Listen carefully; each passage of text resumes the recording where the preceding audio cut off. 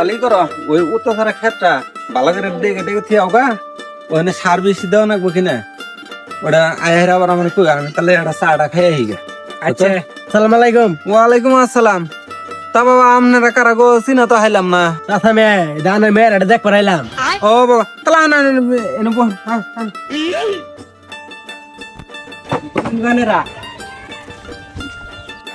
এনতাও যাও এবার তোমার বোনে ডাক দাও। আসসালামু আলাইকুম। ওয়ালাইকুম আসসালাম। বসো। আচ্ছা বাবা তাহলে আপনারা দেখুন এখন কোনো কিছু জানা তাহলে প্রশ্ন করুন। ভাই মেয়েটা পছন্দ হয়েছে। আলহামদুলিল্লাহ আমার দেহানটা লাগবো না, মেয়ে পছন্দ হয়েছে তাহলে নয় বিয়ের কথা ফাইনাল করে হালাই।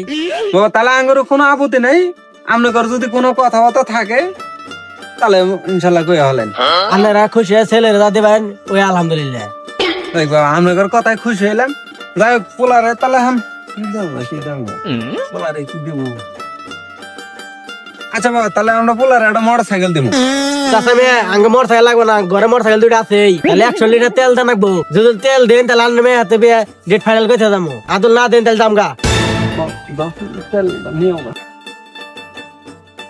এই আমরা যে বাইরে বিয়ে নিয়েছি মনে হয় আমার কপাল খুলে গেছে গা, তেল দিতেছে। ভাই ওই যে তেল খনি নাইতাছে। পিছে দেখো পিছে।